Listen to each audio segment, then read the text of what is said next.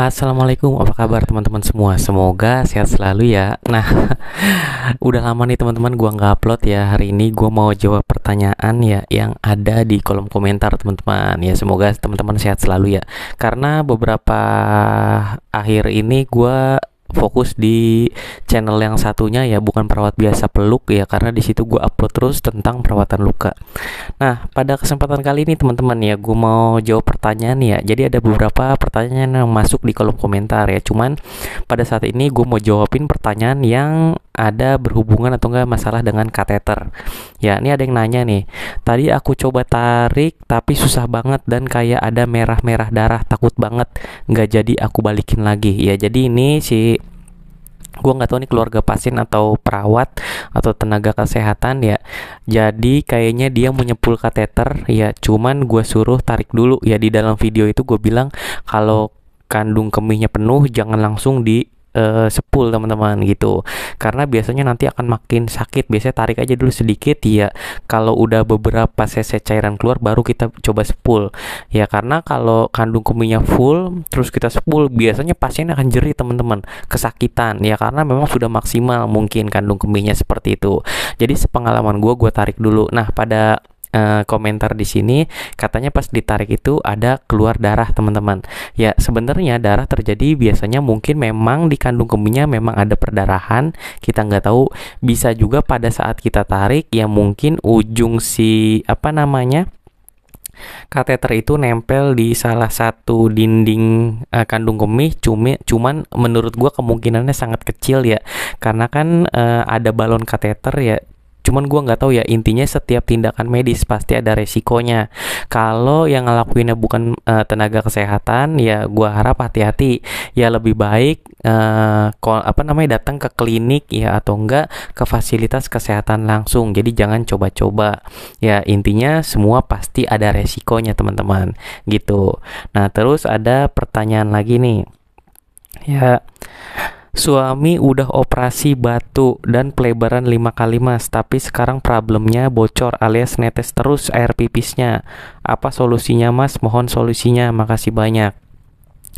Ya jadi memang ini gue kurang tahu pasti ya. Jadi intinya dia habis operasi. Nah terus mungkin setelah pasang kateter teman-teman ya, setelah pasang kateter apa mungkin setelah operasi, jadi pipisnya tuh netes-netes terus ya. Yang pertama, karena di sini gue bukan dokter urologi ya teman-teman ya, jadi yang pertama mungkin bisa dilakukan latihan Kegel ya, Kegel exercise, kayak nahan nahan BAB gitu teman-teman ya. Teman-teman cari aja di Google atau enggak di YouTube ya, cara senam Kegel ya. Biasanya nih juga pada ibu-ibu yang pasca melahirkan juga ada namanya senam Kegel ya teman-teman, Kegel.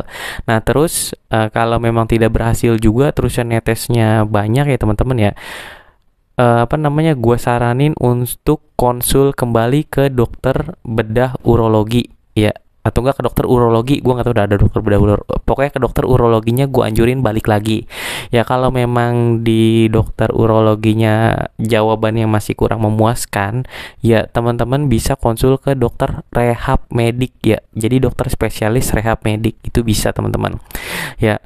Nah ada juga beberapa yang kalau abis pasang kateter itu sepengalaman gue jadi kencingnya los aja teman-teman ya. Kalau di gue pribadi dulu ke pasien, jadi sebelum dia pulang itu selang kateternya tuh langsung gue iket ya. Jadi kalau mau kencing dia berasa dulu, jadi sensasi berkemihnya tuh masih ada teman-teman. Kan kadang-kadang ada tuh yang abis diselang dilepas kateter ada yang nggak bisa kencing, ada yang kencingnya los terus tuh ada teman-teman ya, karena gue nggak ngerti apa dia kehilangan rasa ingin berkemih atau bagaimana ya. Tapi intinya itu gue lakuin bladder training mungkin ya, gue bilangnya ya. Jadi selang pipisnya ketika dia masih pakai selang kateter ya, jadi selang kateter ditekuk. Jadi walaupun dia pakai urin bag ya, jadi urinnya nggak akan ngalir karena kekunci, kita ikat pakai karet. Nah tapi ketika dia bilang aduh ngaden nih mau pipis, nah baru dah dibuka tuh selang karet ikatan karetnya. Nanti selangnya akan mengalirkan si urin ke kantong urin bag tersebut ya. Jadi dari situ ada sensasi ingin berkemih, jadi masih ada gitu kan. Nah tapi kalau memang itu biasanya gue lakuin sebelum pasien mau pulang ya gitu, atau enggak ketika pasien di rumah ya gue ajarkan seperti itu teman-teman ya, karena memang setelah pasang kateter ya biasanya akan ada aja ya, walaupun jarang terjadi tapi biasanya ada aja masalahnya, ada yang nggak bisa kencing ya, jadi ada yang harus ada yang pipisnya netes-netes dan segala macamnya teman-teman, jadi seperti itu. Nah, gue balik lagi ya teman-teman ya, untuk teman-teman yang bermasalah baiknya konsultasi lagi, balik ke dokter urologinya ya, atau enggak kalau jawabannya kurang memuaskan teman-teman bisa konsultasi ke dokter rehab medik ya teman-teman ya. Jadi memang biasanya ada dokter spesialis yang pasca dari operasi atau enggak pasca sakit tertentu ya, memang dokter tersebut ya yang menanganinya, namanya dokter spesialis rehab medik gitu. Tapi setahu gue nggak di semua rumah sakit ada gitu teman-teman, cari aja di Google atau enggak cari rumah sakit terdekat di rumah teman-teman ya, tanya ya lewat sekarang kan udah canggih ya, bisa lewat Instagram. Biasanya rumah sakit itu ada Instagramnya, ada ini, ada adminnya pokoknya kan, tanya aja ke adminnya ada nggak dokter tersebut gitu. Oke, lanjut pertanyaan dari apa nih? Oke, ini ada yang nanya, apa bisa dilakukan sama yang bukan perawat ya? Dalam 10 kateter apa bisa dilakukan sama yang bukan perawat? Bisa-bisa aja teman-teman ya, intinya gue balikin, semua resiko itu ada di yang melakukan. Intinya semua tindakan medis itu pasti ada resikonya teman-teman, nggak mungkin nggak ada ya kan. Kayak pasang infus ada resikonya, apa? Gagal atau nggak sakit, bengkak, itu pasti ada ya. Jadi kalau 10 kateter resikonya ada nggak? Ya ada, ya bisa nanti pasiennya tambah sakit, bisa juga habis di 10 tetap nggak keluar, itu ada teman-teman, seperti itu. Ya intinya di sini tuh yang gue mau sampaikan, semua tindakan medis pasti ada risikonya. Bisa dilakukan oleh orang awam, bisa. Intinya gue saranin sih mendingan ke klinik aja gitu kan, mendingan bayar enggak seberapa gitu kan dibanding nanti kenapa-napa gitu. Intinya mendingan ke fasilitas kesehatan atau enggak ke puskesmas. Sekarang kan ada BPJS ya teman-teman ya, ya pakai aja BPJS gitu. Nah ini ada lagi yang nanya, Kak maaf tanya, berarti kalau kandung kemihnya penuh dan tegang berarti nggak boleh kan ya sepul pakai NaCl, cukup disedot aja buat ngeluarin stol selnya. Nah jadi memang ini ada seninya ya teman-teman ya, jadi memang harus disepul. Jadi kan kalau mampet itu kadang-kadang kalau kita tarik tuh kadang-kadang dia nggak bakal langsung kesedot ya, nggak semudah itu biasanya. Sedangkan kalau kita sepul dorong, biasanya sumbatan yang nempel di ujung si kateternya biasanya dia akan mental keluar, dan biasanya air cairan yang lain akan masuk ke kateter tersebut gitu intinya. Ya intinya kalau kandung kemihnya terlalu kencang, gua nggak nyaranin teman-teman buat langsung sepul karena sakit banget ya. Beberapa pasien gue temuin di rumah sakit waktu itu, teman gue sepul, gue pegang kencang di sepul, jerit pasiennya, kasihan.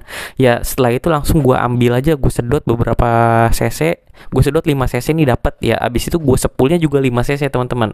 Ya pas gue sepul ada yang langsung deres keluar ngalir gitu, ada juga yang masih mampet ya. Jadi ya tarik ulur aja dulu ya. Jadi intinya jangan kantung kemihnya ibaratnya bladernya udah penuh, teman-teman tambahin, pasti akan tambah lebar dia, pasti si pasiennya akan menjerit kesakitan, biasanya seperti itu teman-teman ya. Jadi gue saranin tarik aja dulu sedapatnya baru kita masukin gitu. Terus apa lagi nih? Sakit enggak itu bang? Gimana masukinnya? Ya semua tindakan medis pasti ada sakitnya ya, gimana masukinnya tanya ke tenaga medisnya intinya. Intinya sih gini ya teman-teman ya, kadang-kadang kan ada yang keluarga yang memang susah untuk balik ke rumah sakit atau enggak butuh biaya ya, apalagi orang yang sakit itu kadang-kadang enggak semuanya tuh bisa jalan gitu kan. Makanya ini menjadi pertimbangan keluarga, aduh kalau bawa lagi ke puskesmas ya butuh biaya buat nyewa Gojek kah, Grab car lah, apalah gitu kan, lewat nyewa mobil untuk bawa ke vaskes belum ngantrinya. Mungkin itu yang ada di pikiran keluarga. Cuman di sini gue mau sampein ya, nyepul kateter itu bisa aja teman-teman ngelakuin di rumah, atau enggak teman-teman bisa panggil tenaga kesehatannya ya, suruh datang ke rumah. Cuman balik lagi, itu kan tergantung ya kondisi ekonomi kita sebagai keluarga ya. Nah, emang bisa nggak sih dilakukan di rumah sendiri oleh orang awam? Bisa aja teman-teman, itu bisa aja. Cuman resiko itu harus ditanggung sendiri. Ya kalau teman-teman ikutin tutorial di YouTube ya kayak teman-teman nih lihat video gua, ya kan, tentang irigasi kateter. Ya kelihatannya mudah ya karena memang tidak ada sumbatan, tapi nyatanya biasanya pas kita sepul itu biasanya nggak langsung berhasil.